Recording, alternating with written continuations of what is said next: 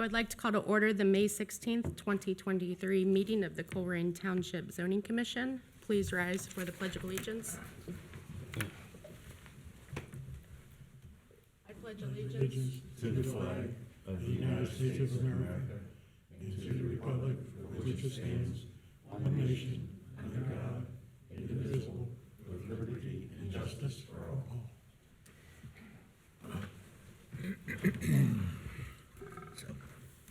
So welcome to all in attendance. Just a friendly reminder to silence all of your devices at this time. Mr. Alec, can we have a roll call, please? Mr. Bachman? Yes. Mr. Gearing? Here. Seated is Mr. Westfall, Mr. Wilson, Here. and Ms. McMullen. Here. All right, commissioners, presented before you tonight are the meeting minutes from our April 18th, 2023 meeting. Do we have any comments or edits?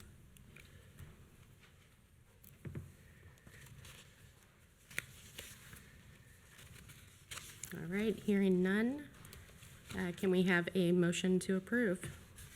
So moved. Second. Thank you. And Mr. Alec, can we have a roll call, please? Mr. Bachman? Yes. Mr. Gearing? Yes. Mr. Westfall? Yes. Mr. Wilson? Yes. Ms. McMullen? Yes.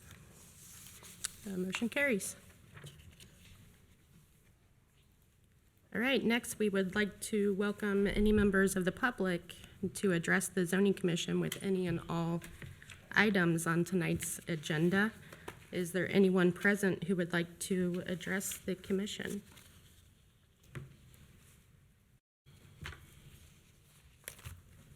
Okay. Seeing none, we will carry forward. So we do have a few minor amendments on the agenda for tonight. Mr. Alec, we will begin with zoning case ZA 2023-04, Northgate Mall. Do you have a presentation? I hope so. We'll see. Thank you for introducing the case, Ms. McMullen. As stated, it's a minor amendment to the final development plan for ZA 2011-04 Northgate Mall, labeled as the most current file we have in our department was for H.H. Gregg. Property address is 9659 Colerain Avenue, porch number 510-0103-0107-00. The applicant is Winnie Hall with Greenberg Farrow, representing the proposed tenant. The property was TNG Retail Deal out of Ohio LLC, and the tenant is Grocery Outlet Bargain Market. Located, pretty certain everyone here, for the most part, knows where Northgate Mall is. But if you don't, pretty much center heart of the township. Won't go over the case history too much because there's a lot of it. Initially, proposed to rezone in 1963. After some legal issues, it was finally approved, 68, 69 era. There were a few cases in the early 70s and 80s. Basically, 1992, Northgate Mall, as most of us may or may not remember it, was approved. And then there's some amendments in 06 and 07 where a theater was constructed. There was a prior detached theater. This time, in 06, 07, the theater was approved to be attached to the mall. Skipping over a lot here, just for brevity's sake. 2011 was one of the last the major revisions to the preliminary development plan, and that's how most of us now would know what exists there. And then also for this specific portion of the mall itself, 2013, Mr. Westfall was part of this commission back then in the minor amendment to PDP and FDP to permit the H.H. Gregg. Just a display here of the final development plan from 1992, and then Resolution 896 approved that final development plan. 2006, this was the next sort of major amendment to the mall property. And then 2011, for the most part, is the most current FDP. There have been a few changes in a few of these outlots, but in 2011, the 5 outlots were created. For the most part, the original mall, if that makes sense at this point, so anything that in this case wasn't an outlot, remains under control of the Resolution 896. And then in 2011, there was a resolution 55-11 that the new outlots remain under, or are under control. So just to clarify, that the current, both properties that we'll talk about tonight are under the old resolution, Resolution 896. They're under this older parcel of the mall. This is just a copy of the resolution that was passed in 2011. Won't get too far into detail. And then in 2015, presented here before the zoning commission was an amendment to, it was Noodles and Company slash, and then also First Watch in the area where there's currently, I believe it's a Potbelly's sandwich shop. And I believe in the report, in the staff report, I said, great clips. I apologize. As you guys can tell, I go to the barber shop often, and it's supposed to be sport clips. It's a vacant area now that's being proposed tonight. Again, these are just drawings from back in the 2015 case. And then the final development plan for the H.H. Gregg specifically allowed for this expansion, in addition to, I believe they call them like sort of the big box retail stores on the end there. It's like Ulta, Marshalls, Michaels, and I believe a shoe store, maybe DSW. It was for a moment a mattress store without authorization, but that has since come and gone within a calendar year. And this is what was approved in 2015, H.H. Gregg. And then these are the excerpts of the minutes, and basically this kind of where sums it all up, that in there that any future amendments shall be brought before the zoning commission as either a major or minor amendment to the FDP.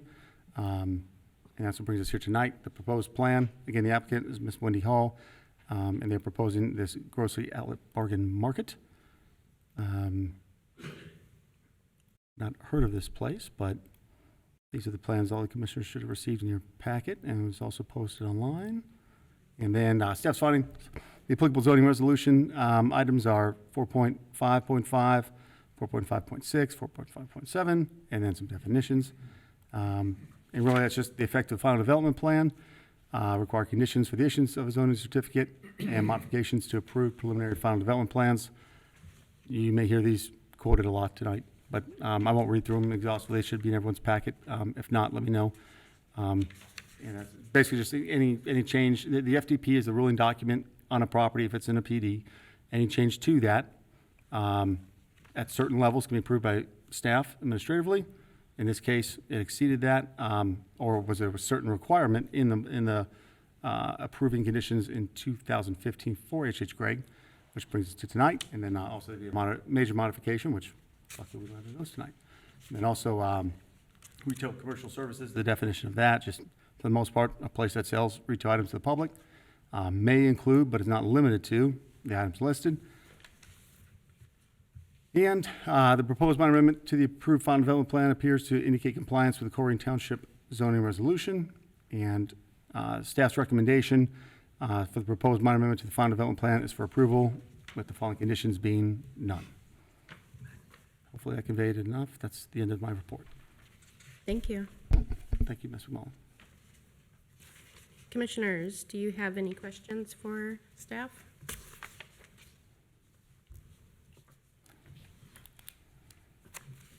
Hearing none. Mr. Alec, is the applicant present? I hope so. Ms. Hall, I'm actually with Greenberg Farrow, so she couldn't make it tonight, but I'm Chris Novian. thank you, sir. If you come to the podium once the commission asks you, just state your name and your address, please. Thank you, sir. My name is Chris Nowicki. I'm with Greenberg Farrow Architects.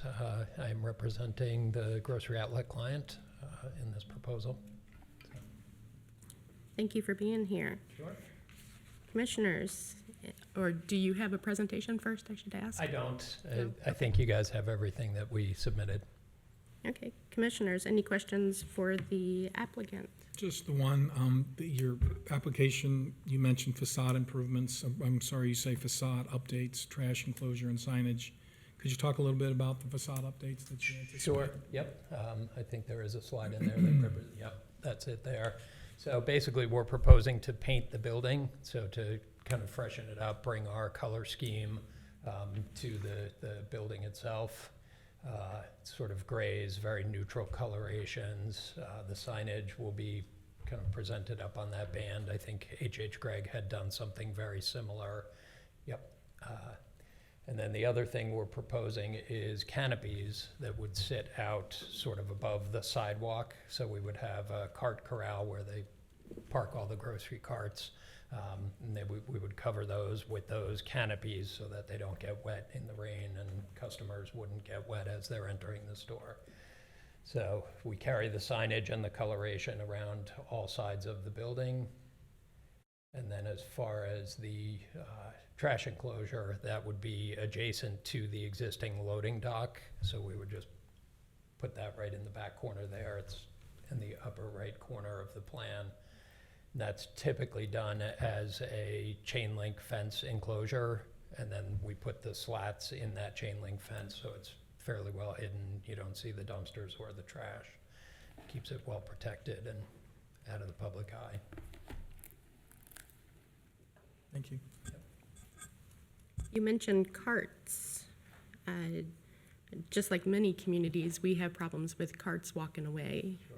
How do they plan to ensure that they are contained to that parking area? So they'll have people that will go out and collect the carts and bring them back. Similar to most grocery stores, we'll collect the carts and put them back in that space.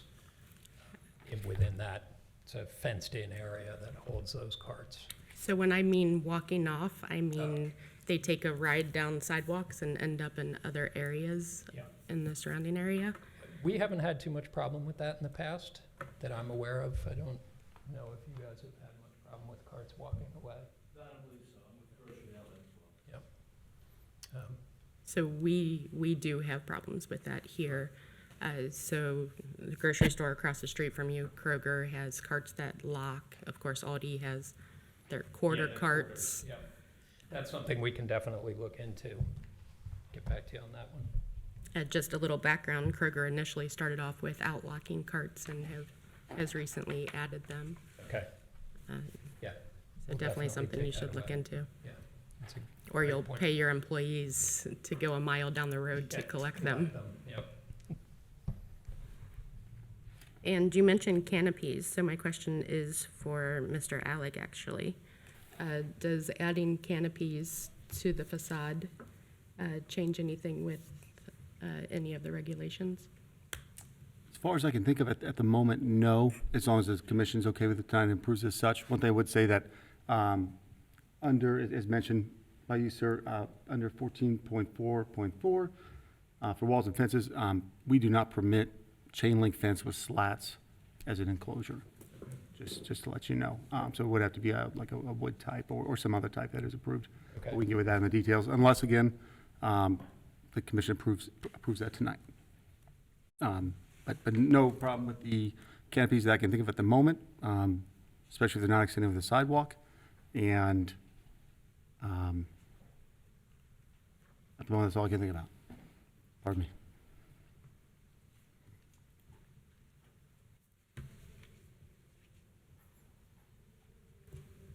Commissioners, any additional questions or comments?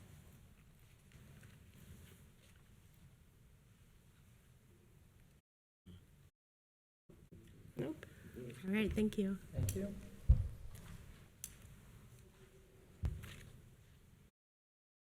Okay, at this time, is there anyone who would like to make a motion? I motion that we, It's not a public This hearing. is not a public hearing. Oh, Sorry. Thank you for keeping us in check. We appreciate it. I motion that we accept the proposal for minor modification, proposal number 510-0103-0107-00. Oh, that's the parcel number. ZA 2023-04, with the modification for the trash enclosure that was suggested at the meeting. thank you. And do we have a second? Second. All right, so we have a motion and a second, and I wonder if you guys would consider another condition regarding the grocery carts and ensuring that there are carts in place with locks. The question is, how would you do that? I mean, how would they do, how would, So such as Kroger, there's a little device little that locking hooks things? to the front, and if it gets too far away from the building, oh, it the does? wheels lock. No kidding. No kidding. I always thought those were made to prevent people from taking them out the door, because every one I pick up has got the wheels locked on it. I think they know someone who's a problem when they see them serve. I know. They set them up for me, that's right. My fingerprints on all I can of tell them. when you're coming. I'll accept that modification to the Yeah, that's motion. fine. So you are good, you said, Mr. Westfall? Okay, please. Okay, so we have the motion to approve with the modification regarding the trash enclosure and a condition regarding the carts. If I may, Yes, just to please. clarify, for the fence enclosure, we are approving chain link with slats, is that what we're? No, No. Okay. modifying chain links with slats to meet our zoning conditions. Okay, thank you. And then sort of geo-fenced or carts that lock if they're taken out of a proximity of the property. Correct, Correct? All right, excellent. Motion by Mr. Gary, second by Mr. Westfall. yes. I'm ready if you tell me to go. All right, Mr. Bachman, Yes. Mr. Gary, Yes, Mr. Westfall, Aye. Mr. Wilson, Yes. Ms. McMullen. Yes, Thank you very much. motion carries. Thank you.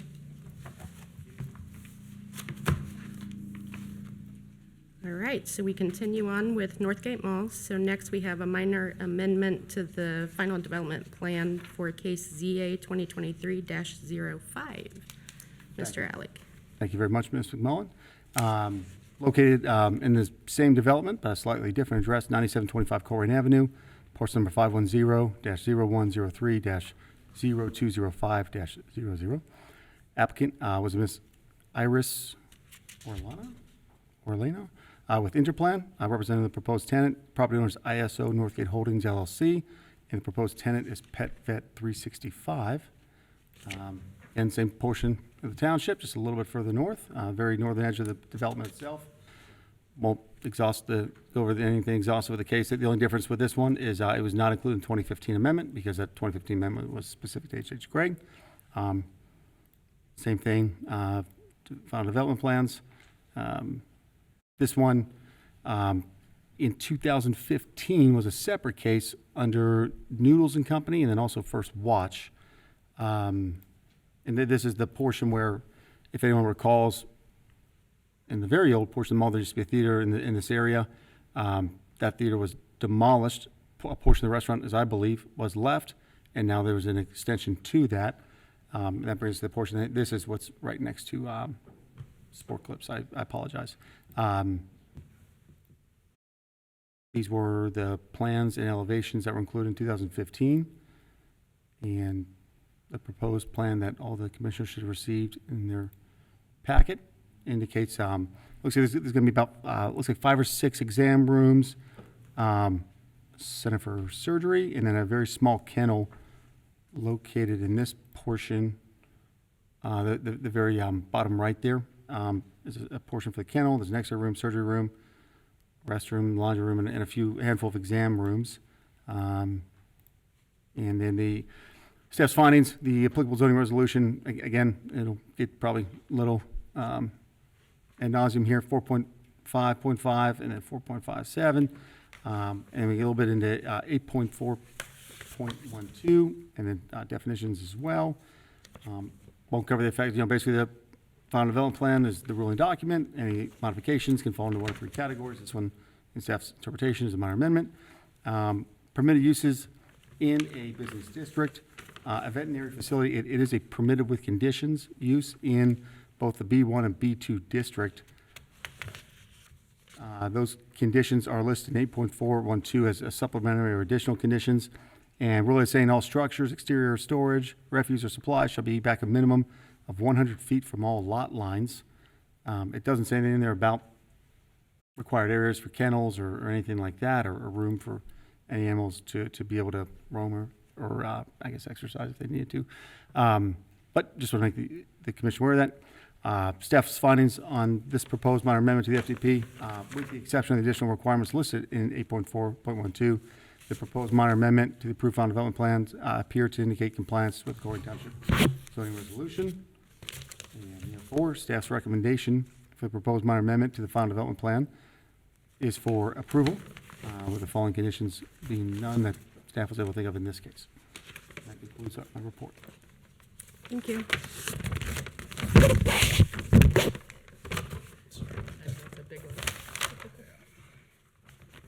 Get it? All right, Mr. Alec, is the applicant present? This is an applicant I haven't met, so I'd hope so. There we go.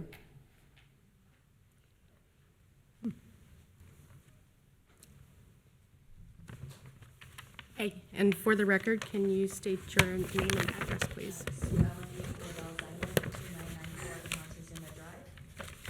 Thank you. And did you have a presentation, or, okay. Commissioners, or I should ask, is there anything that you wish to add or clarify on Mr. Alec's presentation? I know he mentioned kennel space. We are a fear-free veterinary facility, so we don't really use a lot of kennel space. We're not keeping animals overnight. If we need them to go outside to go potty, we'll take them with us and collect their samples. But we don't keep anything. Our goal is to keep quiet, clean. We don't want the animals to be free, so we don't keep anything long-term. I work in a facility, right now I'm the doctor will be owning that. And we have 4 small kennels and 2 larger kennels total, and we do completely great. So we don't use a lot of kennel space because we don't want our animals to be scared. Thank you. And commissioners, any questions for the applicant or additional questions for staff? The only thing I have, your plans look complete in terms of the interior modifications and renovations. Is there any exterior work that is anticipated? It wasn't clear on the plans. Just a sign on the outside. Yeah, okay, the signage was clear. Okay. Thank you. And then my question for you is, do you have a pet waste station out front, such as like PetSmart or something you can grab the little bags? We will absolutely put one in. We can put one in. Okay. I have a question about the X-ray. I don't know, excuse my ignorance, but does that require any special sort of shielding or, in terms of like the facility? They usually shield in the room, and it only requires I don't remember if it's 6 feet or 10 feet from the actual table. So I worked in a facility where the X-ray machine would be over there and we could just be over here without it, and it doesn't scatter that far. But the room itself, it will be in a room and it'll be encased in lead protective, and that has to go through multiple approvals and have to be approved before it's up. Correct, yes. They will have all kinds of different certifications to make sure it's meeting the criteria of the building and things. Okay, thank you. And do you mind, since you answered some questions, stating your name and address for the record too, please? Ashley Egan, and I live at 1407 Whispering Pines Drive. Thank you. Commissioners, any other questions? What are the limits of what kind of pets you'll be treating? I do cats and dogs. Occasionally I'll see like a guinea pig or a rabbit. Okay. I don't do reptiles because snakes scare me. So, Okay. I don't do reptiles. I don't do birds because I don't have the equipment to do Okay. birds, and they're very, very specialized. I don't do any large animal. Okay. And it's a normal 8 to 5 operation? It's not emergency? No emergency, 9 to 5, Monday through Friday, 10 to 2 on Saturday, and 11 to 3 on Sunday. And we do a tech service where we're available to our clients from 6 a.m. to 10 p.m., 365 days, hence the name. So we want to have that closeness with our clients and have them be able to get a hold of us and get assistance, but we are not open all 24 hours now. Okay. That was my next question for you. Thank you. Any other questions?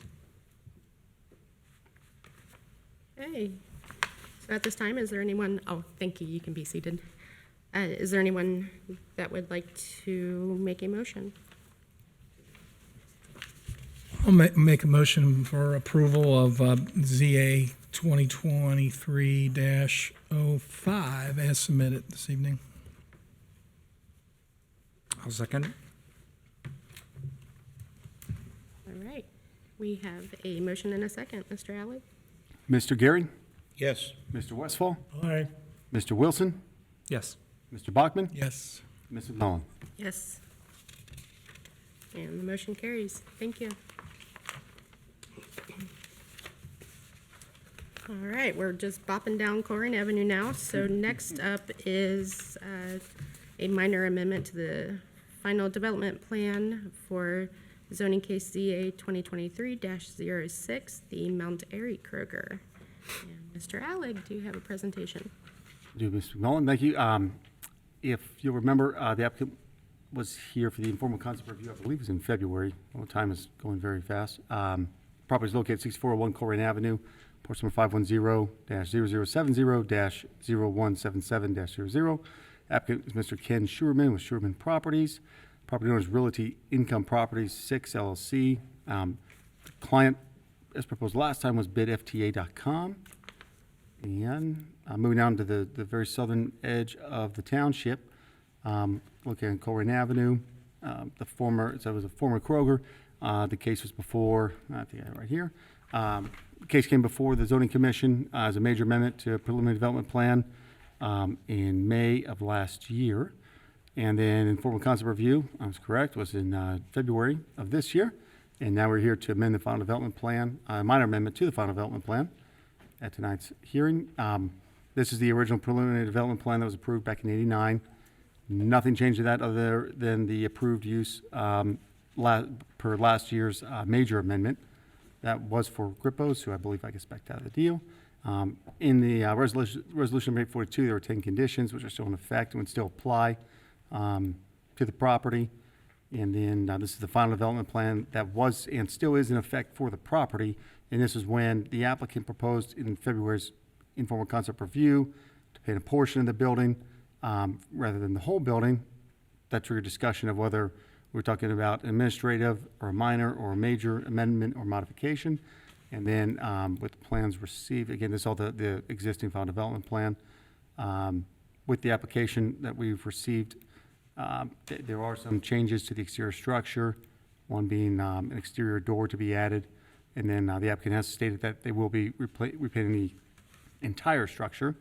And then also, this part may have changed, I'll let the applicant speak to that, but then also obviously, of course, updating the sign to be the current tenant, whoever that would be, if it's bidfta.com or some other company like that. Staff's findings, again, as I said, they come up a lot, 4.5.5 and then 4.5.7. Again, just the effective final development plan and any changes to that final development plan. In this case, this is my interpretation, a minor modification based on the proposed plans. Staff's findings are the proposed minor amendment to the FDP to the approved final development plan appear to indicate compliance with the Colerain Township zoning resolution. As of course, presuming that the property is cleaned up and restored to either what is displayed on the FDP that's being displayed tonight or on the existing one that's currently in place, should the commission decide to approve this one. So therefore, staff's recommendation for the proposed minor amendment to the final development plan is for approval with the following conditions. In this case, none, maybe with the minor caveat being, again, it still applies regardless, but the property has to be brought up to condition. Anyway, whatever that's worth, that concludes my staff report on that item. Thank you. Commissioners, any questions for staff? I just had one. You've mentioned twice now the cleanup of the existing conditions, just to get it up to some kind of code or some kind of standard. Does the applicant know what that is, what those issues are, if it's litter or fixing up some of the fencing, or whatever that is? Is there a punch list for that? An exact punch list, not that has been like drafted as a Word document. It would be taken either the existing final development plan, which is the one from 1989, unless tonight's is approved. Then if it's approved tonight, then any changes made to the FDP in 1989 would be all those plus the changes, if that makes sense. I think I kind of misspoke. So it would be the short answer is no. There's no actual like punch list other than I always say, I don't know if this is the right way to say it, but if you were to walk the property with your significant other and they were to make you a honey-do list, that's generally what has to be done.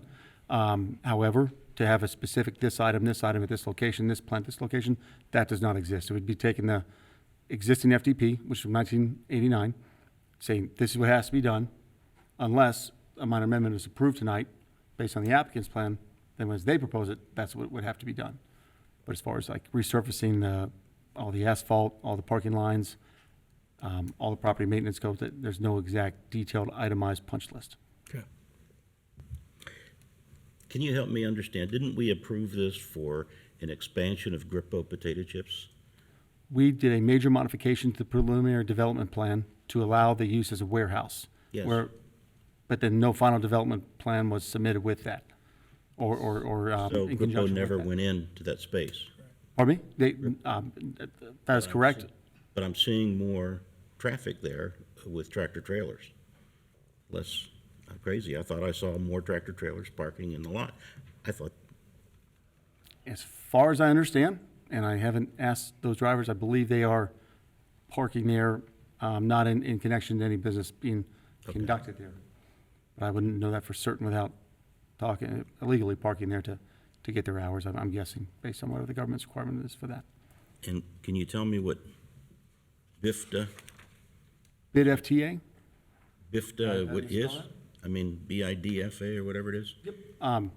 As I understand from it, and I'm sure if I misspeak, the applicant will correct me. Bid FTA is basically a warehousing service that has returned items that are posted to a website, and customers can bid online to purchase that item at that specific. Skid or whatever. I believe it can be specific items. It may be up to a whole entire skid of something, but it could be like a specific item. The one I'm familiar with the location out in Sharonville. I've been there twice. Okay. So if it's the same company run the same way, that's all I can speak to. But again, customers can bid on a specific item at a specific location, and then if they win that auction, that online auction, they go to this location to pick up their item. And I notice you have in here, or a future similar business. Yep. In discussions with the applicant, there was an indication that it may not be bid FTA, it might be a similar business, but I can't speak to that. I haven't seen any contract or anything like that. It was just something that was mentioned. Okay. This is not, maybe I shouldn't say this is not a bait and switch where we approve it and they've got, John Green hauling in the back and they're going to come in with trucks 24/7. I couldn't speak to that. I would certainly hope it's not that. If it were, it would be a violation as far as I can tell, unless there was a similar type of, I don't, did you say John Green, is that what you said? No? John Green? Would you say would come in No, that some grain company would come in. grain? Grain company coming in It would 24/7. be, they used to be approved as a warehouse, as that was what was modified in the preliminary development plan. Anything that is different than what is presented tonight would not be approved. So if the signage were different, I thought there was a slide in there with the signage of bid FTA in there. I can pull that up if you'd like real quick. That's what was submitted in the packet. Is there a bid FTA in the packet you received? Yeah, it's not in my packet anyway, but it just worries me to sit down when it says on here, or similar. Your idea similar can be different from my idea similar. The first thing flag jumps up is, are we getting set up? That's all. In the packet that I believe I'd sent out to everyone, I'm not sure why it didn't transfer here, I apologize for that. There is a sign, I can pull it up real quick, showing the bid FTA, but I completely agree though, yes. Definitions of similar can vary widely, and if there's, I would say that'd be a question I can't answer. Yeah.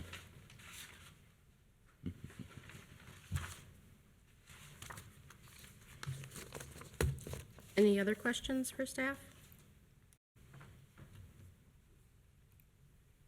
Is the applicant present, Mr. Alec? He is, he's back there, Mr. Schuerman.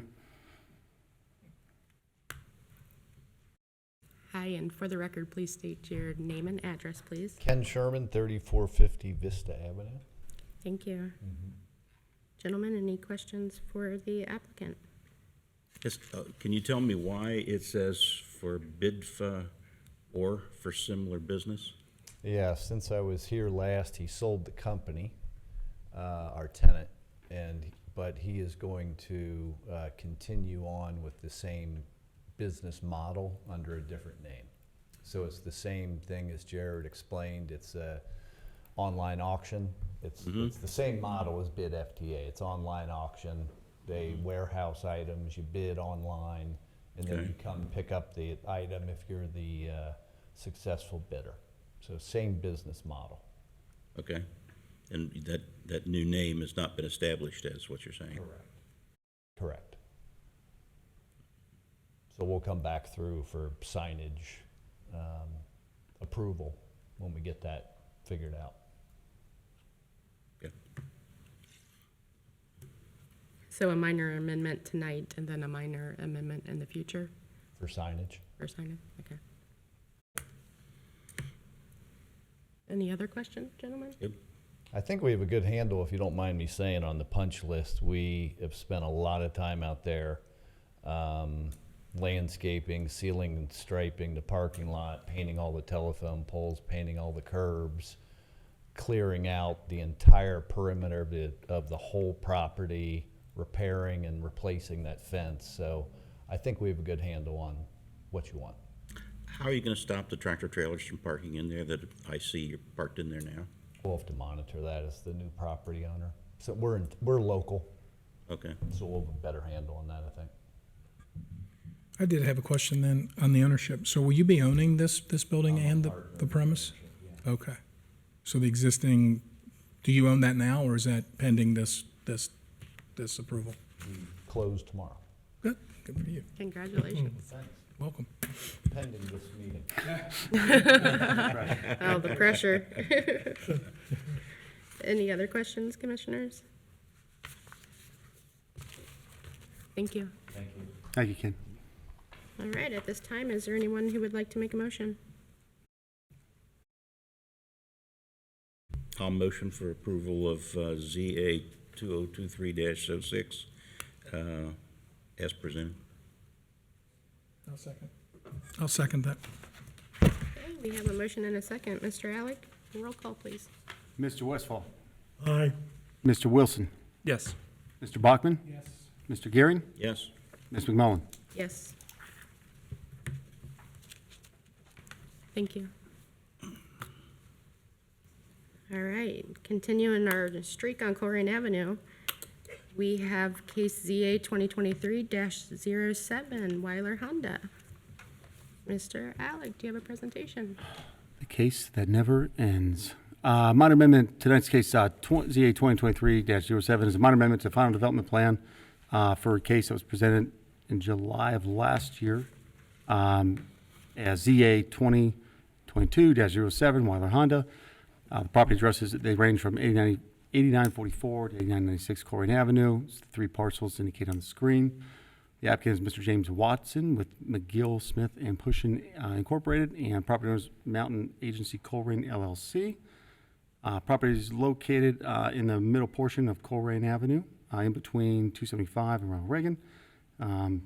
Should look sort of familiar to most people. And also immediately adjacent to a case we had, I believe that was at the last hearing for Northgate Ford, was just south of there. They came in for a rezone as well.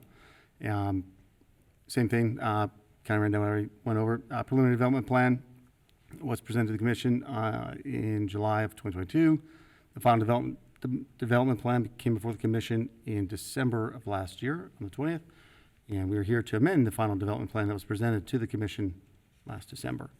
The preliminary development plan had a lighting plan on the portion of the parcel to be rezoned only.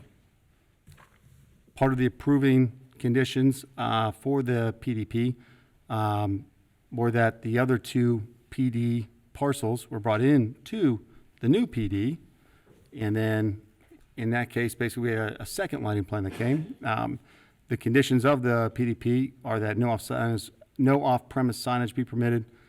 Again, the parcels, the other parcels be included into this part, three parcels, be incorporated into this one final development plan. that the final development plan shall comply in all other respects with the regulations of the zoning resolution, that unloading of inventory be done on the project site only, and that the applicant agrees to designate the 25-foot cross-access easement, as mentioned in the comprehensive plan. 2 variances were granted. They were minor and both basically had to do sort of with parking, one being the maneuverability. Some spaces that are approved on this because it's simply a storage lot for the product to be sold, not so much a parking lot where you'd expect normal people, normal residents, citizens to be pulling in and out. In this case, the variance was granted to where you don't have to have the required backup areas, because you can kind of stack parking spots on top of each other to get a maximum utilization of the land. And also, there's just an alternate parking that any parking spaces shall not be more than 500 feet from the primary entrance of the use that the parcel itself serves. Those are the 2 variances that were granted in the rezoning of the property. Then in December, this final development plan was presented to the commission. And then also in the July hearing, based on the testimony of Mr. Russo, who is an adjoining property owner, he stated that the lights were shining into his home. This new lighting plan was presented to the commission in December. And in this case, it was indicated that shielding would be used to reduce the light shining into the adjoining property owners. A condition of approval of the FDP, I'll get to those later here. This is a zoomed in, zoom portion of that same lighting. So to achieve the illumination values reported hereon, front and side shielding shall be installed to fixtures on these 2 poles. They were indicated on that plan that we saw in December. And the conditions of approval, lighting plan must indicate the maximum illumination at the property lines as 0.10 foot candles where it abuts any R6 district. At any point beyond the applicant's property line, the lighting plan must indicate amount less than 0.10. And the page reference there. Portion 2, which is what we're discussing really tonight, is that all lighting fixture systems located upon the 3 parcels included with this proposed final development plan be replaced in accordance with the lighting fixture system proposed within this final development plan within 1 year of the date of approval from the Colerain Township Zoning Commission. This was agreed to by one of the attorneys for the property owner / applicant. And that the final, part 3 was the final development plan shall comply in all respects with the regulations of the zoning resolution. Any modifications to the proposed plan as proposed to the zoning commission as necessary or required by additional agencies and/or departments charged with the responsibility of plan review must be submitted to the zoning administrator for zoning approval. So that is, if something were to change in the plan because of some other requirement, they would come back to us to make sure they get approval. And then a final copy of the final development plan, as approved by the Colerain Township Zoning Commission, including all approved conditions, a signed deed of acceptance, accompanied by a signed copy of the grant of springing executory interest in roadway easement, be submitted for recording in the county recorder's office prior to issuing any initial or final zoning certificates for the improvements proposed on the plan. Projector is overheating. Well, that's exciting. If there's any fires, the exits are back this way. Please be careful. And I hope if Waycross can hear us and you want to open that door, I don't know if that's anything to you, but are you hot in there? You okay? All right, if you pass out, scream real loud, let us know. We'll come get you. So this is the final development plan that was proposed and resubmitted for tonight's consideration, which all the commissioners should have received this. It's also what was posted. Of this, it's, I guess basically, after December's meeting, after a plethora of emails and meetings on our end, and I'm sure meetings on the other end as well, basically, I guess there's been a dimmer switch all along that they were able just to dim these lights down, and that replacing the lights is not required per the supporting documents of the application. So just to show the zoomed in values, again, all the commissioners should have had this, but of these specific portions of the property, lighting, the light fixtures themselves are labeled like A, B, B1, C, stuff like that. And there are, the lighting schedule indicates even on this, they don't comply with current resolutions in some portions of the property. But nevertheless, so this being the final development plan we saw, In December, some of those values there were like in the 80s on the PD, which, again, I guess a dimmer switch existed all along, and they will be dimming the lights supposedly. And so staff's findings, the applicable zoning resolutions, other than the already beat to death Article 4.5.5 and 4.5.7 would be the 9.3 and the 12.9. The whole purpose of a PD is to grant variances where the result will be a higher quality development. Some other highlighted items in there, just design standards, most things. 9.3.6 design standards, unless specifically granted variance, any other element in the FDP must adhere to the zoning resolution, but variances should be granted, again, if the result will be a more high-quality development, is what the zoning resolution states. And then getting to section 12.9, the purpose of that whole section, and having regulations on lighting, to prevent light pollution and applicability. Any parcel, be it B2 or PDB, must adhere to these regulations. Section 12.94 is lighting standards, where we really get into some of the details of what applies to this specific property. Again, no variances were granted, so what is written here is what would apply unless a variance were to be granted. And then we're two different districts that abut, so in this case, a PDB or any other district versus in our district, in R6 in this case, the most stringent of the regulations apply. So in this case, the most stringent apply to this property because it is adjacent to residential districts, or a residential district, excuse me. No outdoor lighting shall be of such intensity or color distortion as to cause glare or to impair the vision of drivers or pedestrians. And then uniform lighting shall be, this is H, pardon me, that last part was G, part H.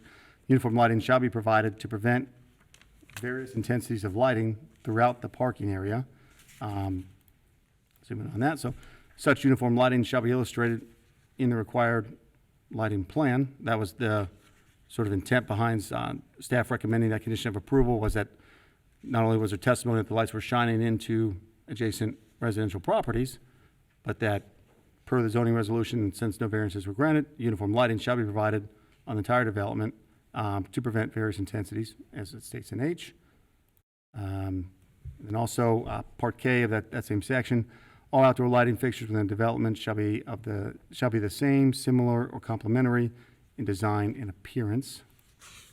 And then this would be the applicant's application, and then letter accompanying that, stating that the lights, especially considering Miss Brittany Coaster's letter, I guess they can be dimmed, and then also they want to confirm that additional landscaping on the existing PDB property is not required.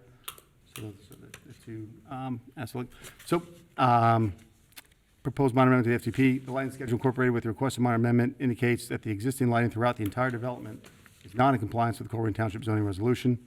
And staff's intent with condition number 2 of the final development plan was to minimize light trespass, light pollution on residential properties, as was specifically attested to by Mr. Russo during the PDP public hearing. That was in July of 2022. And then staff's recommendation, the development department staff recommends approval with the following conditions, being none.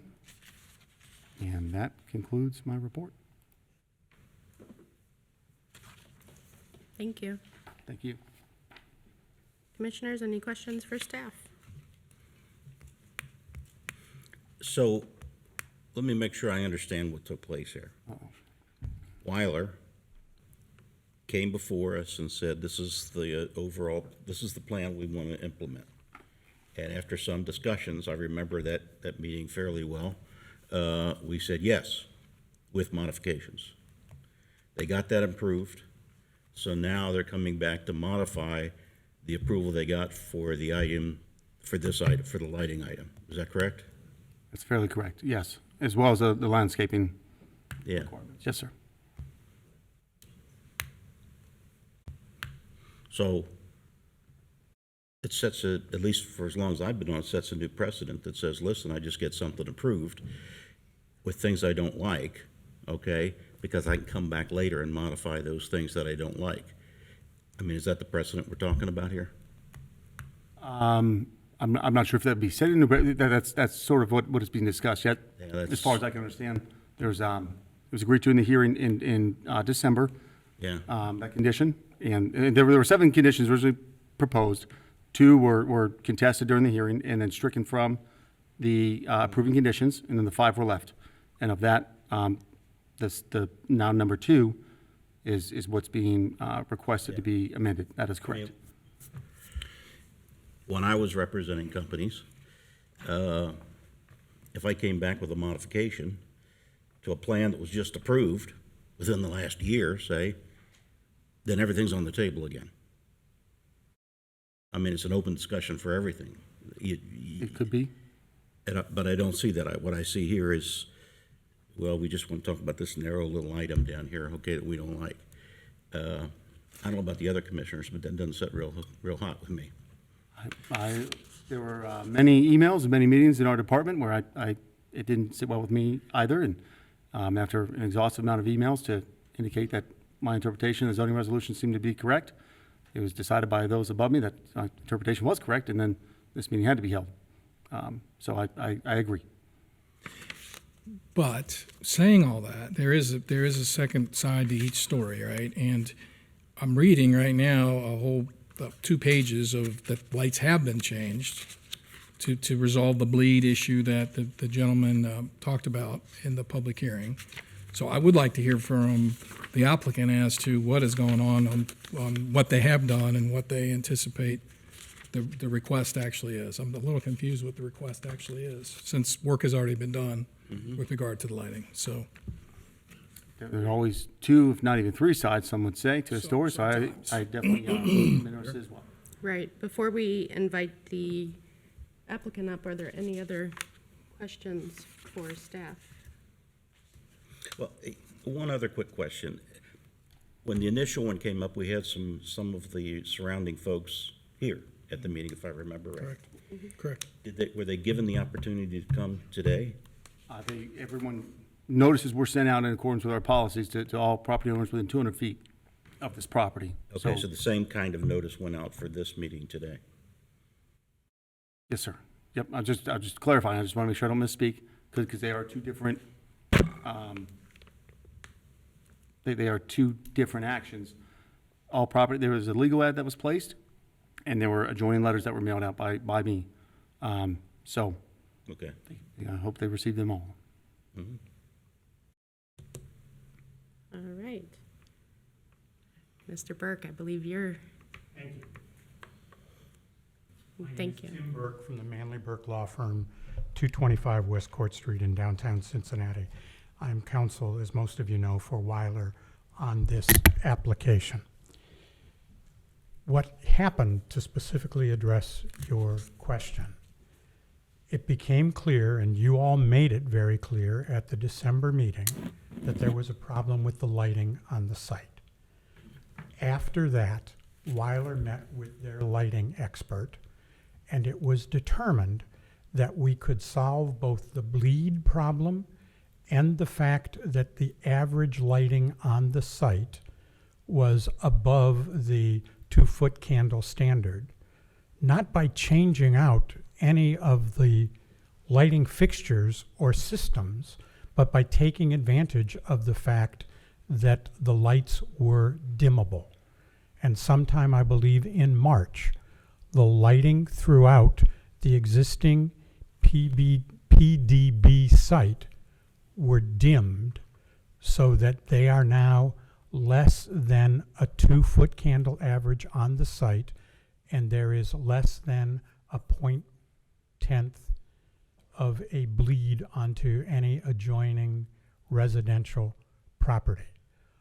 Under those circumstances, we did not think it made any sense to be required to replace all of the lighting fixtures and systems on the planned development business site that already existed, because those lights and systems were relatively new.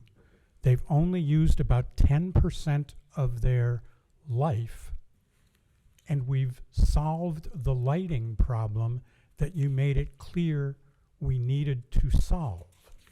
So we're not asking to be released from any of the obligations with regard to reducing the lighting to less than 2-foot candles on the site and reducing the lighting to ensure that there is no bleed above the standards on the residential property.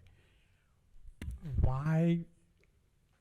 We didn't think that that standard or condition 3, I believe it was FDP 2, really required us to get up and take off the equipment that was there when it's damn near new as those things go. And what the zoning resolution requires is not that we have to have the same brand new equipment on the existing and the new planned business development site, but that the lighting equipment throughout is, as the code requires, be the same, similar, or complementary in design and appearance. And we provided you with the statement from our lighting expert as to where the original equipment was acquired from, and that was GE Lighting Solutions Evolve Suite of LED area lighting. That's the same set of equipment we will be buying on the new site. So believe me, we're not asking to be released from anything when it comes to complying with the lighting standards that were discussed back in December. We've done that, and for the last 2 months, the lighting on our site is probably a lot lower than the lighting on any other car site in Colerain Township. And that may also be why you don't have any residents here tonight who are concerned about the lighting, because the lighting has been addressed. May I suggest, can we delay this to another meeting so that we can make sure that those residents have been notified of their right to come up here and talk to us? I've been on this commission, I think, longer than a lot of people up here. Not as long as this guy or this woman. Okay? No question about that. But I think it's valid to have a certain skepticism with Weiler. I mean, for 15 years, they were out of compliance with what they'd agreed to in the past. And then they came before us with a modification, and we made that known. Hey, why would we consider a modification when you don't comply for the last 15 years? So I've got a healthy skepticism with Weiler. Have we been able to get out there with our meters and check that this in fact is the case? As far as I'm aware, our department does not have the proper equipment to measure that. As far as I'm aware. Can we get somebody that can? We certainly So can. we can validate? I'm not calling you a liar or anything. I'm just saying, listen. I'm sorry, sir, but that's pretty much what you are doing. Well, Not only me, it's a but healthy Weiler as skepticism well. based on experience with Weiler. And we've provided you with all the same kind of documents about the lighting as it exists now on that site that you have required from any other developer. We've met your conditions, we've met the requirements of the zoning resolution, and Are you concerned if we send someone out there to check the lighting? no, Is I that am what the not concern concerned is? about that. What I am concerned about is the timing that this has taken. You want Colerain Avenue to become an automobile sales mecca. And the way Weiler has been treated in this process doesn't encourage that at all. We've tried to cooperate. We demonstrated to you when for the first time you came to Weiler and said, you've got to give us an easement across your property where we can build our own road in the future. You've never done that to anybody else before. We responded positively to that. We've responded positively to your concern about lighting. And the message you're sending to Weiler tonight with this kind of an issue doesn't speak well to what they may want to do in the future in Colerain Township. And that's unfortunate for everybody. Well, it's unfortunate for everybody that for 15 years you knowingly violated the zoning resolutions that you had, and you can't argue that you didn't. You did, okay? The question is knowingly, sir, and you heard testimony under oath here previously that it wasn't knowingly. You accepted that when you told us to go forward with this. Now you're turning around and going back 3 hearings later and saying, now we're going to hold that against you when we've corrected all of that. Said it creates a healthy skepticism to validate the information that's presented. That's what's going on here. Do you see anything wrong with delaying until we can get somebody out there to check the lighting to make sure that it is in compliance? I personally do not see anything wrong with verifying. I mean, that statement, trust but verify, it always applies. May I ask if you're going to do that you check every other automobile dealership in Colerain Township to see what their lighting standards are? Or are you only going to do that to Weiler? The only one before us is Ryler. If the other ones want to come with a modification to their property, then we'll check them too. May I address the healthy skepticism issue? I don't know who. He is general counsel to Weiler. You've heard from him before. You've heard from him under oath. I testified back in 2019. Excuse me, I am familiar with you, but for the record, would you mind stating your name and address, please? General counsel with Jeff White Automotive Family, 401 Milford Parkway, Suite A, Milford, Ohio. Thank With you. all due respect, sir, you're talking about the 2002. That's what happened. And yes, there was a violation with regard to unloading vehicles. There was a violation with regard to trees. Actually, you wanted us to plant ash trees, which thank God we didn't because they were dead. Excuse me. And the third involved the Lamar sign, which we don't own. Mm-hmm. Lamar had a contract with us to have our dealership advertised on one side of the sign. The other side of the sign, Lamar bid out. It took us, over almost 2 years. I don't have my notes in front of me, I cannot find them. But then we got Lamar to give us both sides of the sign. Contract with Lamar for that. With regard to the trees, that landscaping has been taken care of. We hired BZAC. And actually, we have put more foliage there than what was really required. It's actually nicer. Mm-hmm. And as far as the unloading of vehicles, that stopped immediately. In all of these years that you discussed, where you're saying that we were knowingly in violation, we were not. I've been general counsel going on 10 years with this company. I never received a notice, I never received a fine, I never received a penalty, I never received a letter, I never had a police officer call me, I never had any of you call me, I never had Marty Kohler call me, I never had Jesse Urbanczyk call me, I never had anyone call me. I dealt with Marty Kohler, I worked with him one-on-one, I worked on Jesse Urbanczyk. Marty retired. Then you brought in a third person, I can't remember his name right now. He was Mike with- Iona. He was with Colerain Township for a matter of weeks, I think, or months. I met with Few him months. twice in that time. Mhm. He was all in favor of moving forward with this. He was dismissed. Marty came back. And if you want history, when I personally met with Marty Kohler, and as we approached the 2019 hearing, he never, and I will swear on my grandmother's grave, he never I heard you the first mentioned to time, me- okay? I also heard you talk about healthy skepticism several times. My point, sir, with all due respect, it did not come up until the 2019 meeting, anything with regard to the 2002 plan, and that we were in violation. And so as soon as we found out, which is the night when we were here in front of you all, is when we immediately went to work. And I worked with Lamar. I had to go to their corporate office in Louisiana to get them to change the sign. Immediately had BZAC out there, immediately stopped the trucks being unloaded. We went through everything we could. We've worked with Marty, we've worked with Mr. Alley, we've worked with everyone here in the township. The Weiler Company is committed to doing business. When we went in front of the board, they were actually happy and complimented us for the commitment we have made to doing business in Colerain Township. And as far as the residents are concerned, they are aware of everything that has been done. Their issue was water. That was their only issue. And Mr. Jim Watson, who was an engineer, addressed that. We have built a retention pond that is better than was ever out there. In fact, the water situation, which is with the residents, and that's the only concern that the residents had, is better than it was when the Moose Lodge was there, and all that water was soggy. I've walked that property. I have walked it. Paul Reaney, who's our Director of Fixed Operations, has walked it. I have probably walked it 10 times. You couldn't even get back there. There was so much water in the ground. It was mud. It was mud to the point where I actually had it up to my pants. It was that bad.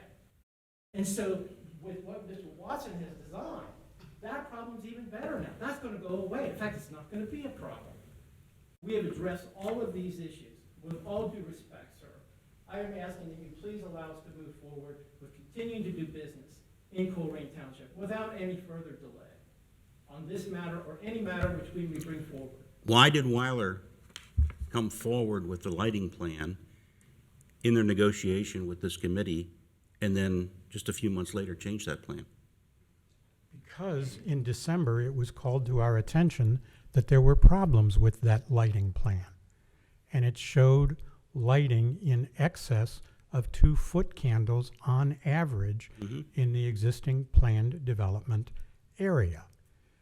We went to work on that and have solved that problem now by adjusting the lighting that exists on the existing PDB and planning to do the same lighting on the new PDB. We responded to your concerns. Well, I do have a question for you. For the Brittany Coaster, is she an independent that you hired? Before we get there, can I ask Mr. Burke a question? Yes, please. Yeah, that's fine. Mr. Burke, I wanted to clarify your document you sent to the commission. Now, let me just kind of read the 2 sentences and then try to understand exactly what happened. So what you wrote was, since the December hearing before the zoning commission, the amount of light produced from the existing fixtures, which appear to be causing excessive bleed into the adjacent R6 property, has been replaced with lower intensity light, bringing them into full compliance with the lighting standards of the zoning resolution and conditions FDP1. Yes, sir. Okay. My question is, in those 2 sentences, 1 sentence, is the modification new lighting, or is that the dimming of the existing It's a lighting? dimming of the existing lighting. dimming based of on- the existing Based on lighting. the controls that, frankly, I'm not sure everybody even knew about. Correct. But we determined in consultation with our lighting, the folks who supply the lighting that Weiler had purchased, that it was possible to solve the problem by doing that. Okay, so that sentence is not new lighting, it is dimming the existing lighting. Correct. Okay, that's clear now to me. Now, I do have a question for Brittany, but maybe you can answer this question. As I read her response in the zoning documentation here, she talks clearly about the 1/13/2023 lighting plan. It's referenced twice. A question I have, and if you can't answer it, that's fine, Brittany can. What I'm questioning is, she talks about the plan in this. What I want to know is, was an actual lighting study done post the dimming of those lights? That she would have to answer that, but I think, I don't know, there was this, Brittany is here and can That's the answer that preview, question. Brittany, when we get to you, that I have the question for. Okay, I'm good. Anyone else? Okay. Thank you, gentlemen. Thank you. And Brittany, if you wouldn't mind, please.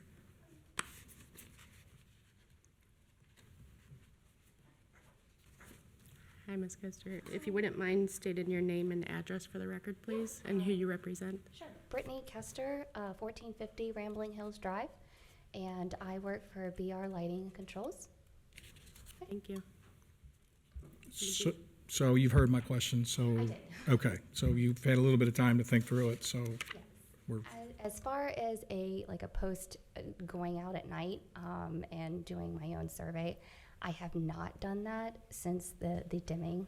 I'm a mom. I have a 3-year-old. I don't particularly like to go to dark places at night by Sure. myself. So I hope you can respect that one. But I did actually bring my meter with me, and dusk is right around 9:30 this evening, and I do actually plan to stay and do that.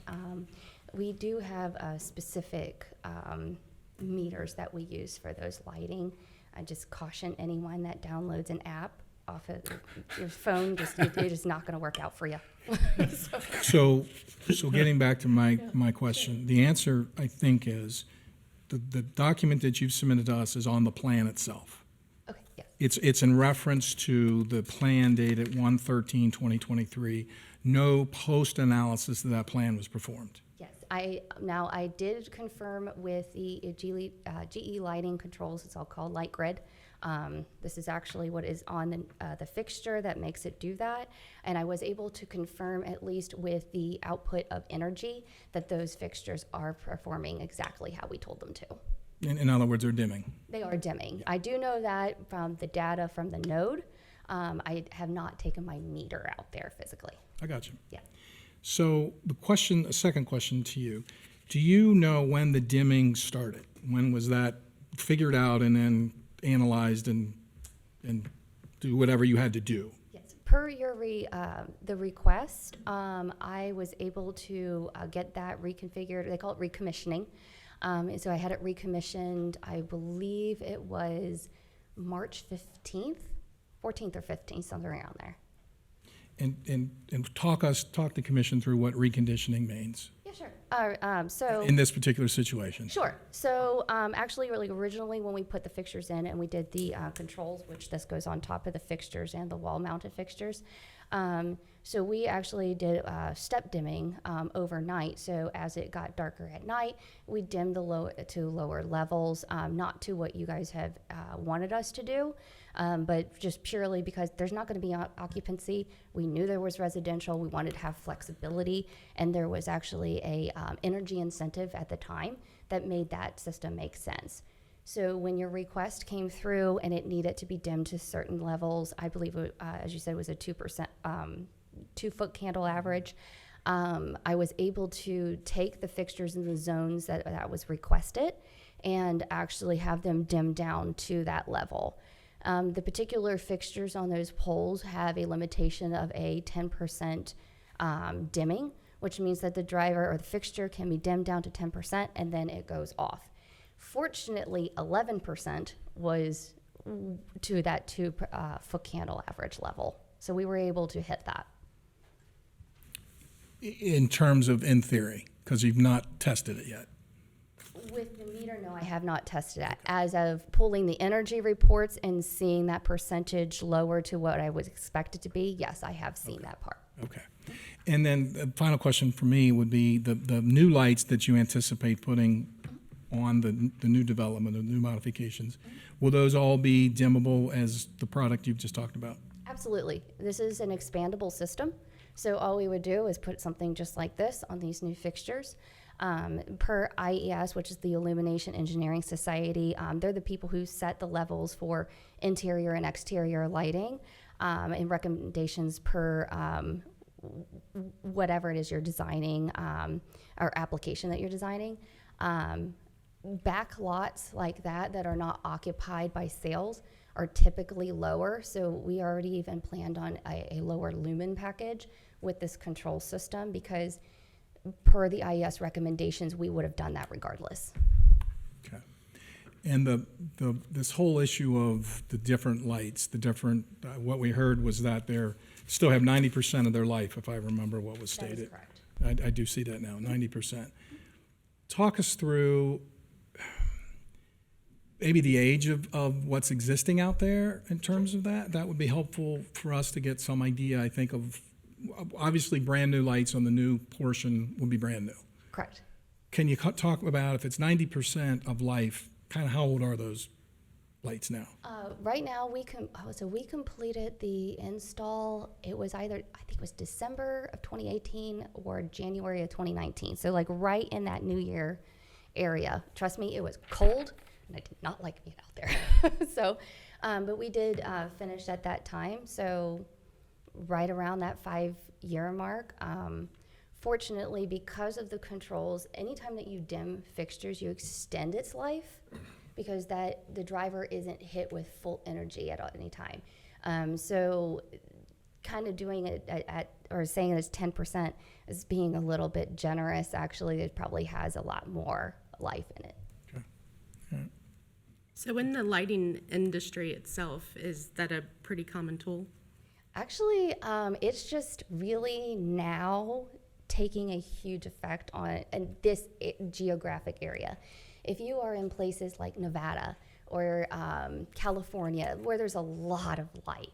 And it's hot. You would see these a lot more. Weiler was at the forefront of this technology.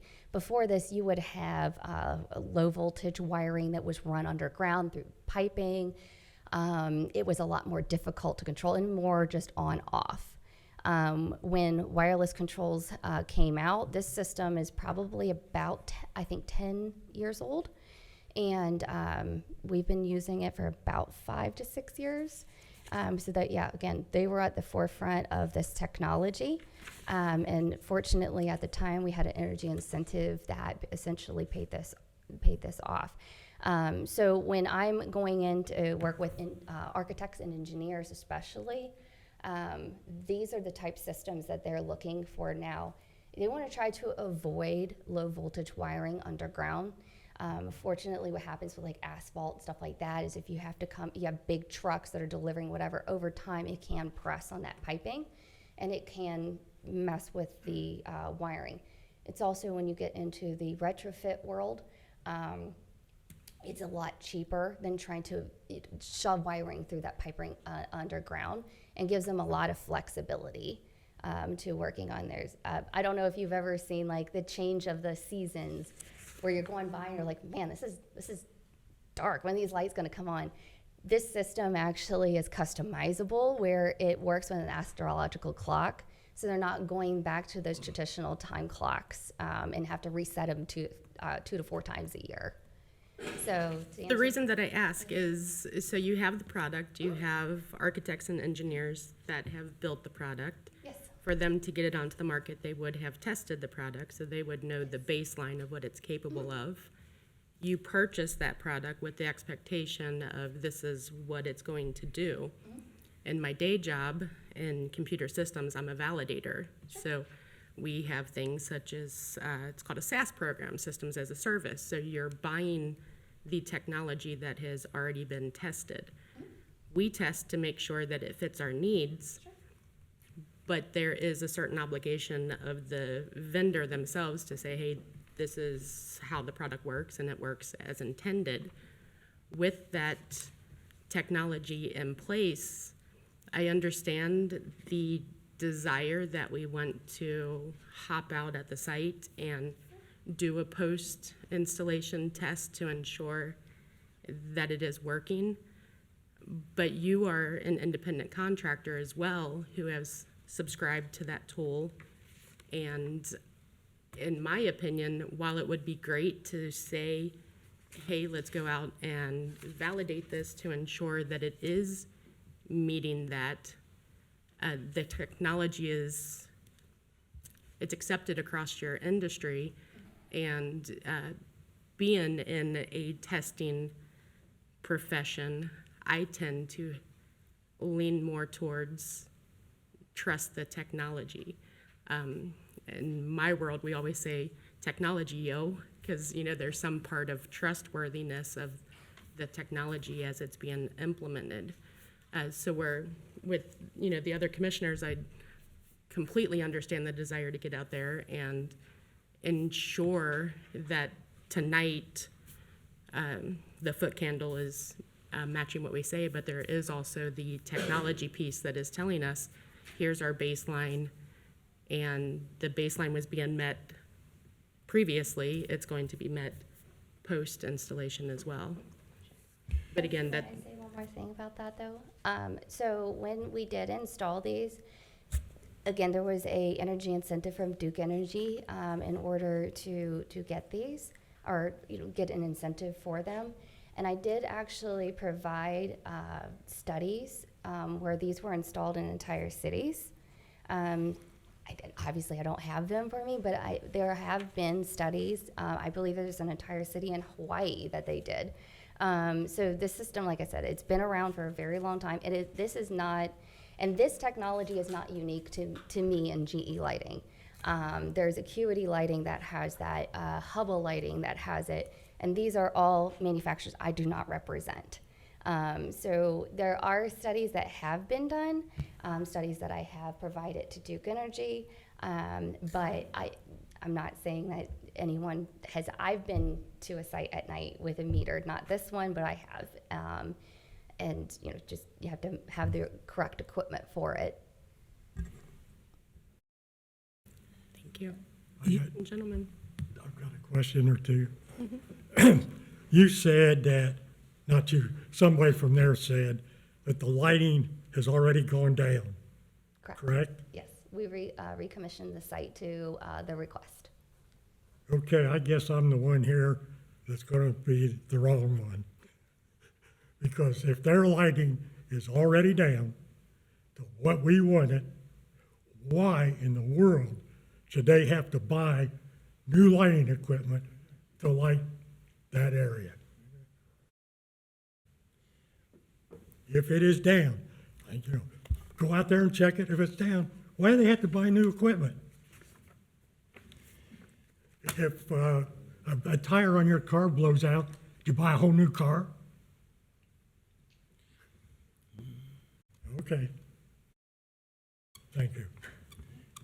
Just one last question of you, because you're obviously the professional here who really knows this. So let's go on the premise that you're going to go out there at dusk and you're going to run your meters tonight, and let's just say that it is greater than the code requires of the 2-foot candle average. Is that correct? 2-foot candle at the property line? Any 2-foot average across the entire parking lots. So anywhere there's a parking lot, our code states 2 foot. Pardon me, 2-foot candles, and at the property line, it is a 0.10 at the property line where it meets At the the residential. property line? Yes, sir. Okay. Yes, sir. Okay, I So was thinking it was 2. Average of the entire parking lot, 0.10 at the property line. At a certain time? I mean, it can't be 2-foot candles all night. Or is that at the conflict point in the zoning?